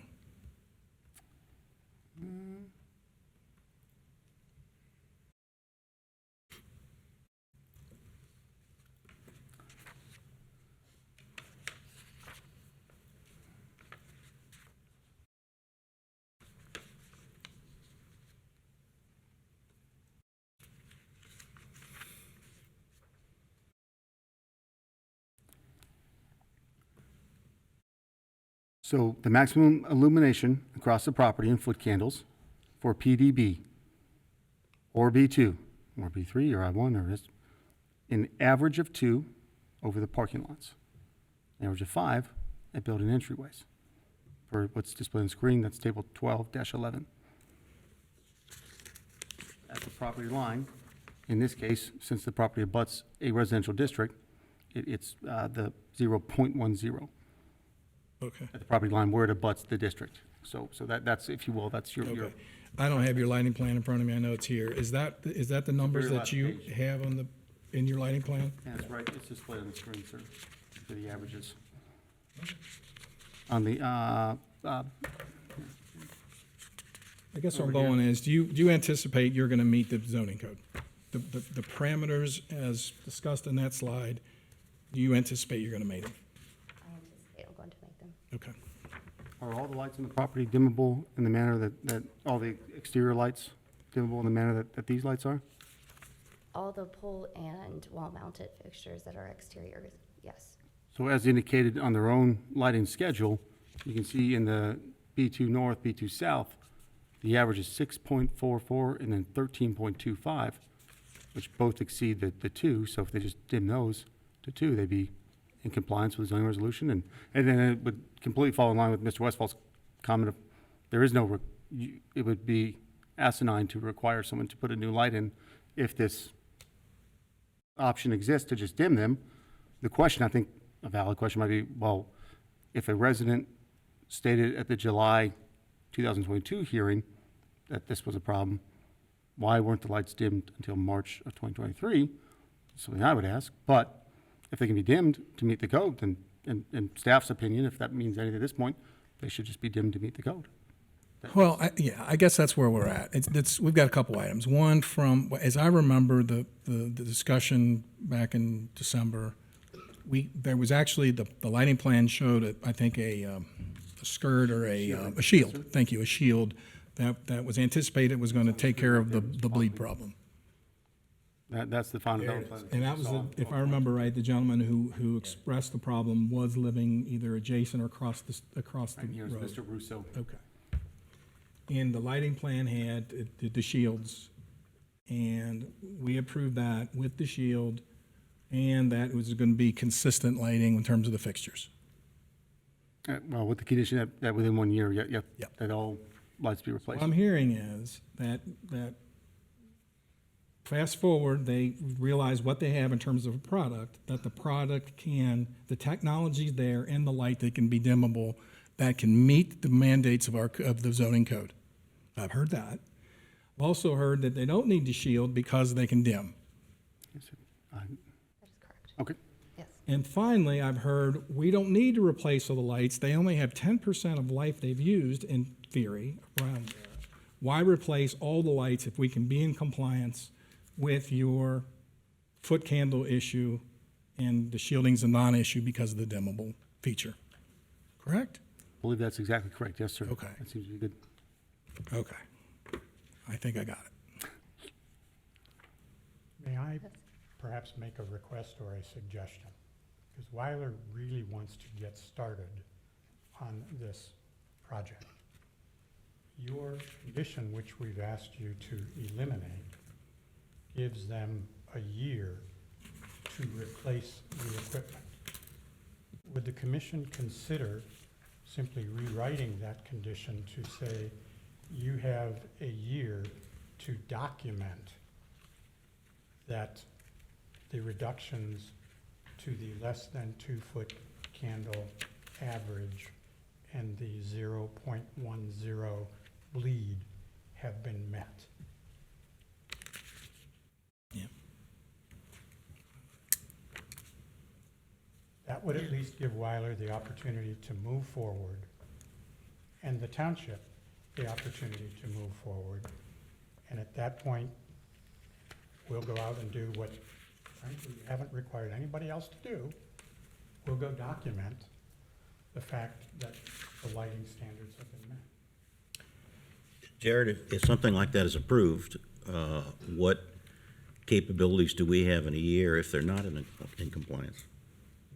But they'd be in violation, so they go through the violation process. At the moment, again, as far as I'm aware, our department does not possess the necessary equipment to measure the lumens of a light, as far as I'm aware.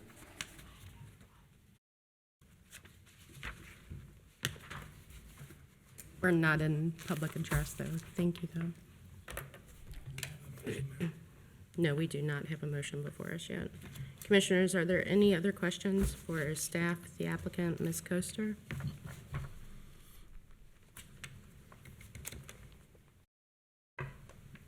Hearing none, thank you. Thank you. All right, commissioners.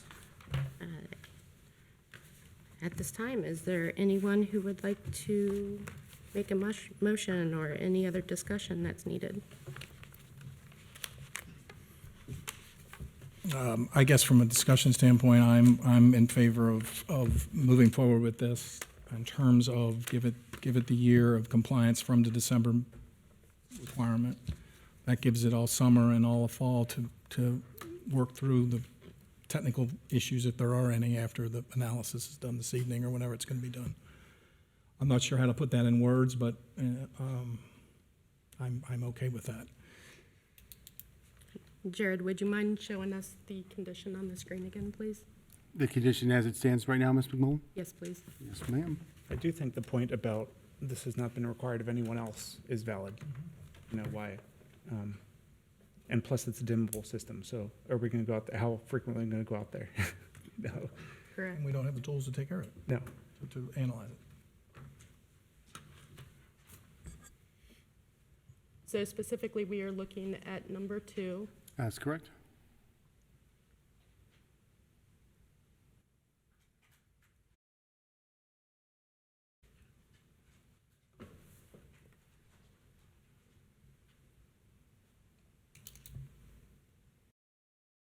So I think the piece would be replaced in accordance, Be replaced. that it could be documented in compliance with Compliance according. documented.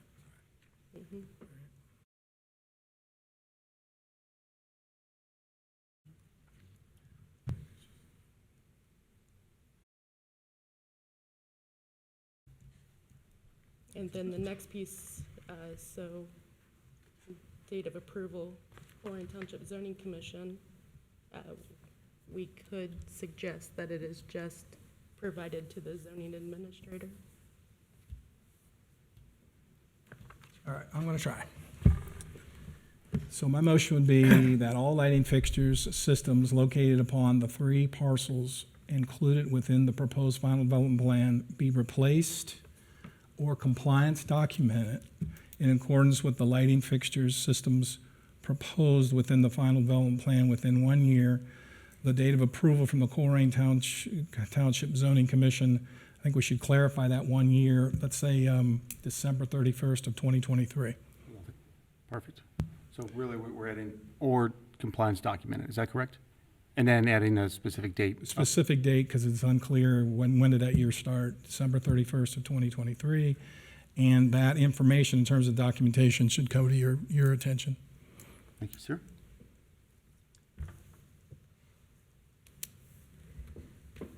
I'll second it. Thank you. So we have a motion and a second. I just want to check in with the commissioners to make sure everyone understands the motion that is before us before we vote. Okay, Mr. Alec, please.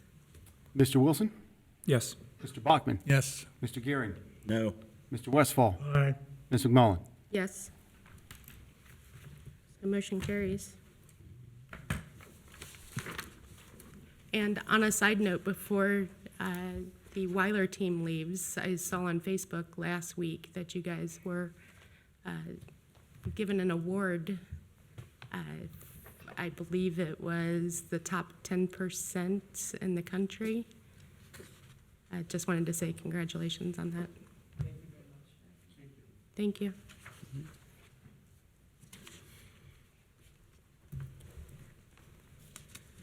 So up next on the agenda, there are no public hearings tonight. That's correct. All right. So next we have an informal concept review on our agenda. That is case ICR 2023-04 for 3636 Semlo Avenue. Mr. Alec, can you provide some context, please? Sure can. Thank you for introducing that case. And then also, just as a quick note, the applicant has also applied to be in next month's meeting to discuss rezoning this property as well. So, fun little tidbit of this. So, as mentioned, property is located at 3636 Semlo. The parcel numbers are 510-0080-0330 and 510-0080-0348. The applicant is Mr. Michael Matson, representing the property owner, which I'm probably going to butcher this, so forgive me for that, but I believe it's Mustity Investments, LLC. Some residents or commissioners may know this property, formerly known as Our Lady of the Woods. Now it's the Blue Rock Senior Living Center, located at the very southern portion of the township, just west of Cheviot Road. It's these 2 parcels here. It's just this larger parcel and then this small parcel as well. The applicant's proposed plan should have been included, the application and the letter of intent should have been included in the packet with all the commissioners. Also, as I should have stated this before, but as a disclaimer, the informal concept review is just that. It's simply an informal concept review between the applicant and the zoning commission. There's no guarantees of anything. It's simply the ability to have a conversation for someone to propose a plan, for the commission to review that plan and just provide any feedback that they think might be beneficial.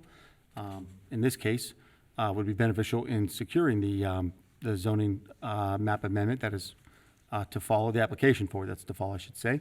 But just wanted to get that out there. What we're discussing, again, I get excited about it. I said before, we'll see if one can make it through. This would be one of the first PDMs that we have, a plan development mixed use, incorporating both a residential use and a business use in this case.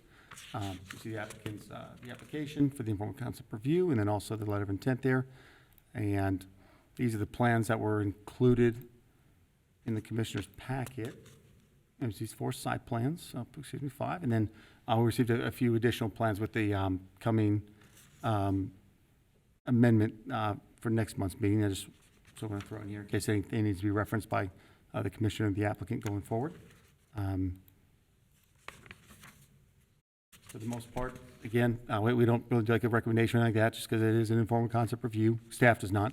At the moment, the applicable zoning resolution would be found in section 7.4.6. If the property is currently, the use is in institutional housing. I believe the applicant will discuss the future proposed use of the property, and then also section 9.3 for PDs, and then definitions as always, because those are exciting. As listed in 7.46 for institutional housing, this is what would apply to the property currently. So it's 7 units or 7 beds per acre. They're currently right at that maximum, I believe. Some other, well, I guess in residential district, there shall be a maximum 20 units per bed per site. I believe they're right at that or near that. All buildings shall be set back 50 feet from all lot lines. All units shall be rented or sold to the elderly, handicapped, disabled. No part of the parking area should be close to 5 feet in the side rear lot line unless, again, we get grant a variance, something like that. But that's what is currently, that's the current additional requirements that are imposed on this property preventing expansion. Section 9.3 goes over the purpose of a plan development, some other requirements. Any uses, in this case, any use in an R district or B district should be specifically delineated in the plan development review next month's meeting. Again, variances should be granted if the overall result would be a more advantageous development. And what else do we cover there? Open space, requirements for open space. It appears that, quick review, appears that there won't be a problem at all for the applicant to meet. And then we go into some definitions of the adult group home that's listed within our resolution in section 16.2, institutional housing, and then residential facility. And that concludes staff's report on that. Thank you. Thank you, miss. All right. Any questions for staff? Is the applicant present? He certainly is. Hi, can you step forward, please?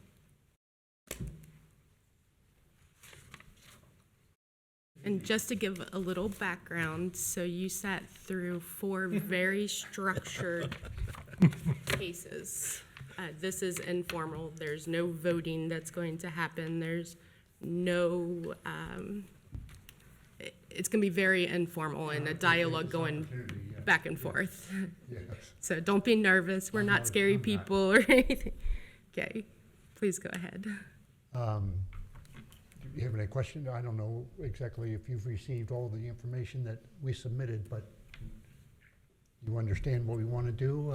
Just walk us through it. I have read all your information, but hearing it from you and what you guys do and why you do it would be very Most helpful. dioceses used to operate this facility up until a couple years ago, and they decided to close it down.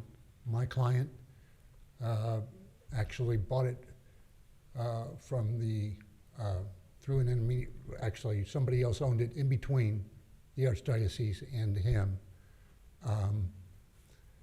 And he wants to use it instead of a independent living facility. He wants to change it to an assisted living facility. In other words, people that need help to make it through the day. They can't live independently. It's a slightly different use, but the same clientele, basically, just perhaps a little bit needier. And it's a beautiful facility. I don't know if you folks are familiar with it, but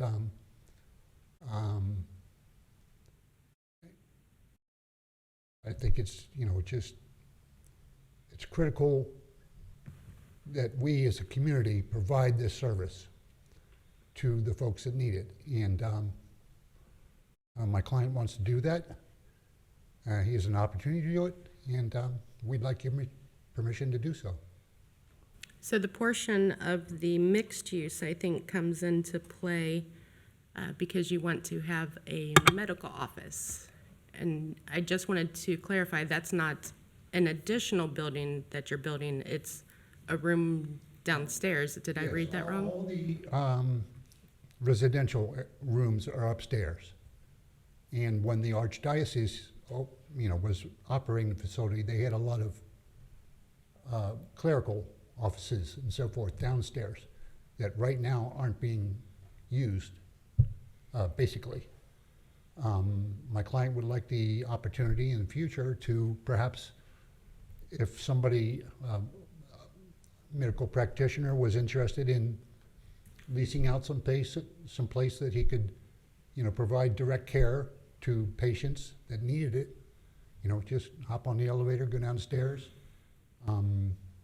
That's why, at Jared's suggestion, we're including that in our proposal so that we can do that in the future, realizing that there might be some questions as to whether we comply with the parking requirements of the ordinance, that we would address those in the future when we got to that point.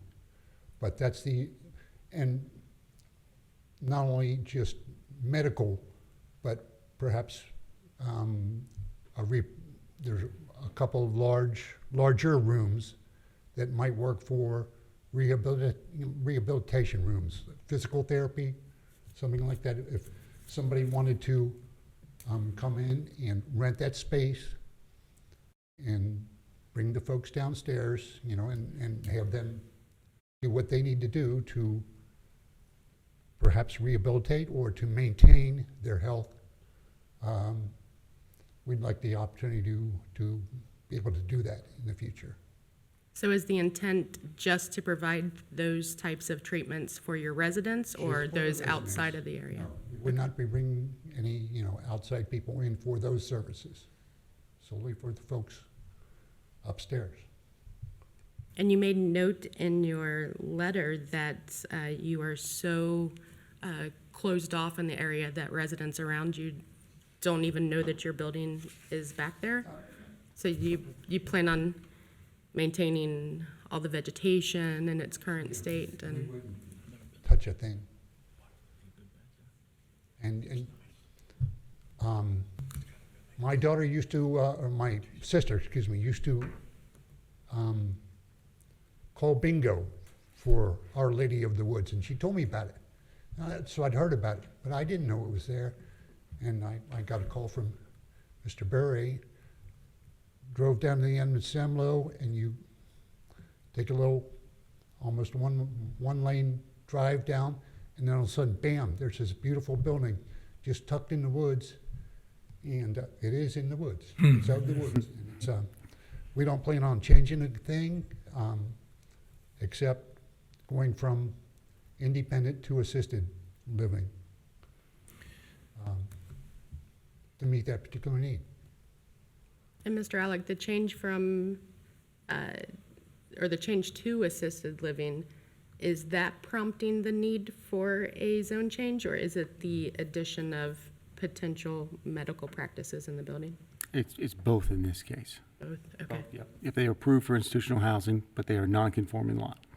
Oh, okay. They were in existence before the current resolution, I think really any Colerain Township resolution was in place. I think the Rural Planning Commission from Hamilton County at that point. So that's what prompted that. Okay, thank you. There'll be obviously a lot more detail in next month's meeting, Sure. hopefully. Okay. So Gentlemen? the density is 21 units, is that what I read? Correct. And it'll stay at the 21 units. And talk to us a little bit about, certainly if it's independent, I assume, did any of was there people who drove? Or were there people that drove? In other words, what I'm getting at is the parking, there's only 5 or 6 spaces, it appears, when I was there. There are 14 spaces on 14. site. Right now, Okay. we're required to have 11. Okay. Does anybody drive, do any of the patients? This is the owner, Mr. Barrett, but no, there won't be, any. That's, assisted living. Well, that's what I'm going with. So They're not gonna what I'm do it? getting at is the independent use that was there. My question is, did people drive? I cannot answer that That's fine. question. The assisted, I would assume no one's going to drive. Okay, that's my assumption. So in terms of staff, I think the staff level will go up, obviously, with assisted living versus independent living. Can you speak to that? How many more additional staff? I'm not And- familiar with how the Archdiocese ran that facility. But I think logically you can assume that there will be perhaps more staff. But the code determines how many spaces we need, the ordinance. And that's one space for every 2 beds, I believe. So, you know, we've got enough to meet the code requirements, the ordinance requirements. But I can't speak as to whether there's an increase. Okay, let me ask it another way. Let's forget the parking. How many people are you going to employ there? How many people will assist the residents? Yep. Oh, my name is Mr. Chabere, the current owner of the property we are talking about. My plan is after it tends to be assisted living, employ 5 people. 5 people. Yeah, 5 people. And that's 5 all the time? In other words, every hour of the 24-hour clock, there would be 5 people there? No, 5 people during the day. Okay. including The manager, but at night, depending on how many people we have, we can start maybe with 2, depending on our census. So 2 people for maybe, if we get to 21, we can have 2 or maybe 3. We're still deciding to say, depending on the census and also the priorities. Okay. And does the state of Ohio dictate the staffing requirements by your certification? Yeah, there's some ratios Okay. here to meet. Okay. So if people increase, we need also to Right. increase people. So you have to be in compliance with the state is where I'm going with this. Okay. All right. And do you know, is that facility going to be a private pay or will that be Medicaid or both? We plan to be both, so Be that both. we just, based on the need of the people, Okay. or based on the demand that we. Sure. Okay. I presume you'll be operating a kitchen there for the benefit of the residents, okay, which tells me that you'll be bringing some trucks back there, No. okay, to deliver the goods, the food supplies? Oh, the supply, since it's 21, maybe that's just a small truck we plan to buy from Gordon or something. Okay, so you don't expect anything close to heavy traffic? No. Maybe once a week kind of a thing? Yeah. A truck will come in? Okay. And then you have the opportunity to ask us any questions if there's anything that we haven't touched on. Or anything that you need clarity on. Jared, we've talked a little bit about signage. Should I include? Is it too late to include the signage? Or should I try to include any signage changes? Oh, no, any proposed signs that you would like to do should be included with your plans for next month's meeting. Yeah. If you have a sign that I always tell people, have your dream plan and then your Alamo plan. Here's what we really want. But in a pinch, if things may not, be as amenable at times, here's what we would kind of accept bare minimum, if that makes sense. But show what you'd really like to have is my advice or opinion on that. But is it too late to do that? Oh, no, you can supplement you've applied. Okay. You can supplement that packet right up until the point when I get it to the commissioners. Okay. And then even if it's past that, you could present something at the hearing itself. Okay. I just asked, Otherwise, we're gonna have to go through pretty much what some of those. as long as you follow zoning resolution, you probably won't have to go through with the last case went through. Well, not especially Okay, that one, but. okay. Nope. So typically, if you present a plan and then the plan that you present is what you actually build and maintain, you usually don't hear from us at all, and we're very happy to have. Right, there are sizing requirements, so you may want to work with Jared beforehand. Because you are in our district, and we can work on that. But is there a sign there now currently? And a question I'll ask real quick: will we have your permission, sir, as the property owner? Could I have your permission to go back there and take some pictures prior to next month's meeting? Just appreciate it. And I know the neighbors of the south, they don't give us much hassle in the it's a cemetery there. But all kind of jokes aside, as far as we're told on our side in the planning world, it definitely is a need that needs to be served. Care and housing for the more mature residents that we may have, and it's good to see if it good company that follows the right plans and follows it. There are going to be a lot of state regulations that kick in, and so that we need to do better as a department and as a commission, and as a township, is to craft these FDPs, PDPs, so we, as staff, don't get hemmed up bringing someone in for something we may have not foreseen that still meets the intent, but might be something that would be okay if it were, like in the last, like, if anyone knew there was a dimmer on the light switch, I don't think anyone would have actually requested the lights to be replaced. If I ever get to that point, please show me the door. But if we get through this and then they get to the state level and there is some change, hopefully we've done a good job crafting the language to give it some flexibility, again, if it meets the intent, and you have to add a spot or two, parking spot or two for a resident or employee, hopefully you don't have to bring them back in. Hopefully, we won't have to bring them back into that, in my opinion. So, And you actually mentioned in your letter that you may not be in compliance with some buffers per table 7.2. Technically, we don't meet, you know, supposed to have a evergreen, I believe, every 60 feet, and then bushes of a certain caliber every 20 feet in between.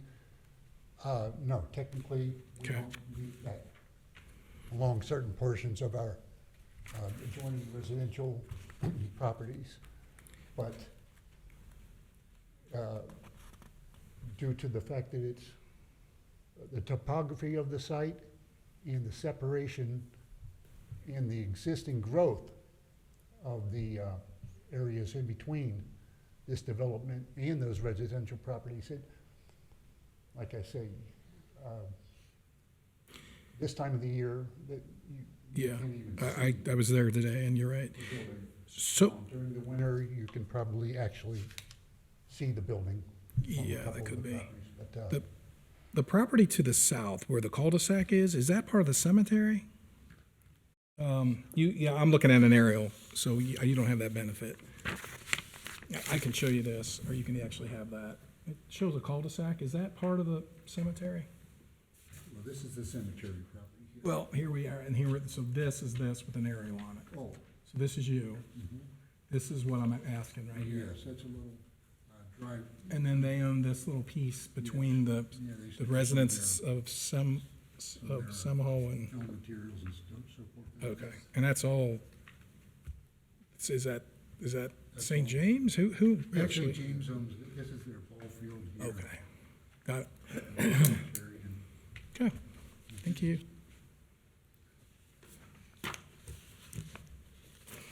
So does anybody have any further questions or comments, gentlemen, for you? Answer my questions again, we appreciate the opportunity to get your input.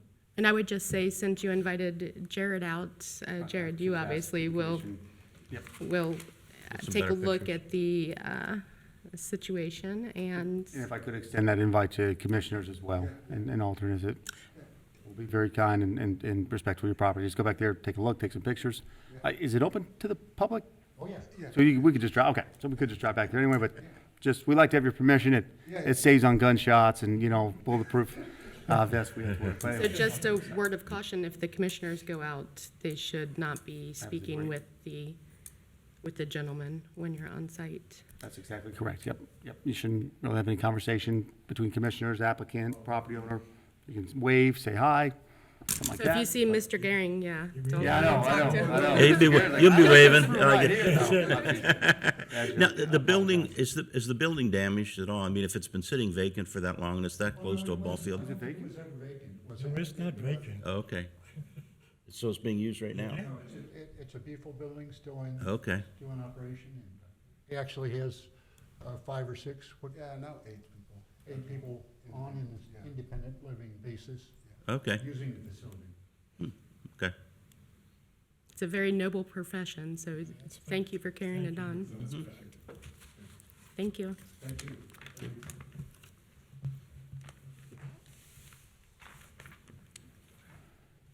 All right, no old business, no new business, correct? Fairly correct. Let me pull this back up here so I can catch up to you. We are at the text amendment. Yep, I messed with the display, trying to bring up an aerial. Finally got the aerial Yep. there, and now I just want to make sure sorry, I apologize. I'll catch up right now. Nope, you're good. Okay. All right. I'm with you. So, administration, number 9? Yes. Pardon me, and please forgive that moment where I did collect myself on that. As you may or may not be aware, we lost a staff member since the last time we met. Mr. Springsteen was applied for and received a job with Emerson Township. And long story short, I do not have the proposed text amendments ready. If you like, you could extend that motion to try and ready for next meeting, or we could pause on that till we get caught up a little bit more. Either or. What would you prefer? What would you prefer? I would prefer to do it correctly with a very good ability to get detailed as it needs to be. So in that case, I'd prefer that we just let this one die out. And then if we're ready, we have 2 new staff members starting at the beginning of next month, June 5th. So if we have them, they're very sharp, intelligent gentlemen, they seem like. So if we have them up and running at June's meeting, we could discuss this again and see, and then also have hopefully time from June to July's meeting to set up these text amendments as well as to research and possibly propose the VRBO if we're allowed to, which was requested by Mr. Gearing. So, and then there's also a few potential other text amendments that the administration's working on. So there's a lot going on. Right, I think there were 4 total, In maybe. the first one, there were 5. 3 of those went through in February as text amendments, if I remember correctly. Yep. Medical marijuana, some other things. And then, so those there were the 5 initially. These were the 2 remaining. And then last month's meeting, Mr. Gary asked me to look into the VRBOs, the Airbnbs, basically. And I haven't had time to do any of that, given, So there was the violations, there was the unauthorized, was it prohibited unauthorized? home Yeah. occupations. Yep, to see if we want to look at that, because we have a, And then the VBRO. and then the VRBO was Interestingly, So potentially 3. interestingly enough, if you go into Google and ask for VRBOs in Colerain Township, I think 9 popped up. 9. There's 9. It's $144 a night down on Springdale Road, and it gives you the addresses, pictures, cost, the whole deal. I think in town's 2 something a week, if you're up for that. I think they're at the BZA meeting this month, so. So, well, but hey, we work on it when we can. I think we just let it die. So officially, what do you need then? You need a, Just let that motion die, just. So we just don't act on it? don't act on it, have or to we make kill a it? motion, or- Yep, just. Just it's do not nothing. brought up, it's not presented, it dies, it goes away, and then possibly next month, we'll request a motion to do these text amendments. Do you need a prompt from me, like after the meeting, in a couple weeks, say, hey, don't forget to bring us back? The one for sure is I won't forget the one. I want that, I think, more than just about anyone. And then they're all tied in together, but you're welcome to, you're always welcome to, because this thing, Right, it's I not know. as sharp as it used to be. I think you're the busiest man in administration right now, so I just want to make sure. The because question is busy doing it's- what? Busy doing what? Okay. There were a lot of emails and meetings over a case I'm glad we solved tonight. I'm glad that one's done. So we'll move forward and just hopefully keep doing the right thing. So thank you, Okay. commissioners. All right, so then we will let that die a good death until we resurrect it. So we are on 10 announcements. So the comprehensive zoning resolution amendment, which was a fantastic meeting, by the way. You enjoyed it. This is something, again, we're busy doing what's the right question to ask. We do, currently the township is contracted with KZF and Zone Code to do a comprehensive zoning map, comprehensive zoning text amendment, included with that will be a map amendment potentially. Need to get better at iterating this at each meeting, just give any kind of progress updates, anything like that. I should have, at last meeting, said, hey, commissioners, if you're free. The open house, it was a unique conglomeration of all of us coming together to figure out what we're, know and what we presented. Really, what it was intended to be was just an introduction. This is going on, i.e. to the citizens and to the residents. This amendment process will take, it is a process. It will take place. And just each meeting kind of touch base with the commissioners and also with Board of Zoning Appeals, and also the public, and maybe even have it be in a public address item possibly. Should I want to discuss it, just so we're all on the same page, and you as commissioners are informed, and The residents are informed, and we know they should know, and you should know, and because you are all residents, you're dual service here. So just, the open house seemed to go very well.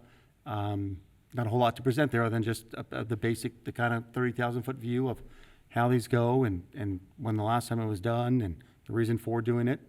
We covered and appreciate that you were there. If you have any feedback from it, please let us know. I think we're discussing possibly getting like a website or we already have a page on our website.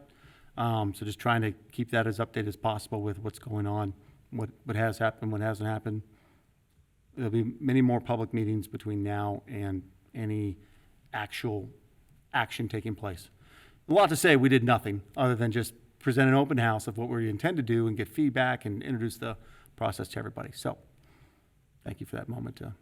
Right, I know just from being present that some of the feedback was the Imagine Colerain website, getting that back online since that became a stepping stone to where we're at now. So if we could do that, it had a lot of residents' feedback on it, so that would be great. And I know that's a little above your pay grade, but if we could get that, that would be great. But also, when it comes to what was presented that night, which was a complete overhaul and merging of our zoning districts, such as R2 plus R3 equals PMB or whatever those new codes were. I think you're gonna have to baby step the commission into this, so any type of presentations you can bring to us, it would be very much appreciated. Excellent. I'll do that. And as we really have almost no actual documentation on it. We've met a few times with the company just to discuss some, again, big picture things and sort of feel each other out. But as we get and actually present it, and we're allowed to release, we will do so immediately. And then just commissioners' feedback. Do you want it to be at every meeting if there's an update? Do you want it to be under announcements or business or public address? You don't have to answer tonight, but just if you have any thoughts on that. I can answer Well, then tonight. fire away if you can. I am a fan of having the most feedback and participation as possible. I mean, if we've had this zoning code on the books for 20 years, so there's that potential, we say every 5 years it should be looked at, but if it lasts longer than any of us, I think that everybody comes with a different set of backgrounds, so the more that we can be involved and provide some feedback, I think that would be good. And if we allowed for public participation as well, can't go wrong. Keep in mind, when you say it lasts longer than those of us, it has a deeper meaning for some of us that are older on this committee. I just meant sitting in this chair, not sitting in your recliner. But yes. Thank you very much. Like I said, anything we receive, we'll pass on to you. And then also, present in a manner sort of like this going forward. We'll take feedback as we get it and hopefully just keep sharpening until we do some good cutting, hopefully. As it stands. All right. Were any other commissioners able to go to that open house? You did? Just what was presented was pretty mind-blowing to me as well. It's a very nice place. Right. So it would be, even if you could Was that- bring the slides that were a picture of the poster boards, just so at the next meeting, you could maybe bring the other 3 commissioners up to date on what was presented there, just so they understand what's going to be trickling down our way, because those boards were very telling and very detailed about the merging of our zoning districts and the renaming of them. I'll see. If they're not already on the little tab of our convoluted website where it lives, we'll get them added there, and then I will add those to, if you want a longer slideshow next time, PowerPoint, I'll gladly, well, not gladly, but I will include those in there, maybe under announcements at the next meeting, at June's meeting, which Right, because I don't think it would take that long, 10 minutes, I that and think, to have them in your a packet. minute and per just slide, I mean. to have them on the website. I thought it was done. I'll double check, but if it's not, it will be done before we meet next. Okay. Sound good? Yep. Thank you very much for the feedback on that. And any guidance you guys have, please let us know. Okay. So that's announcement. So next meeting, June 20th. So we did hear tonight that we at least have one case, 3 for sure, 3 for sure. Okay. Yep. that I'm tracking. All We'll right. learn together. 6 BZA cases next week, so it's exciting. We stay busy. We're staying busy. Mr. Wilson down there, he is volunteering to be there if you need him. And we greatly heard it. appreciate it. And all of you. I don't You think show I said up as that. well. That's going to be a meeting. All right, so if we have nothing else, just my standard blurb, commissioners, staff, applicants, and all in attendance, thanks for being here tonight. All in favor of adjournment, say aye. Aye. Any opposed? Meeting adjourned.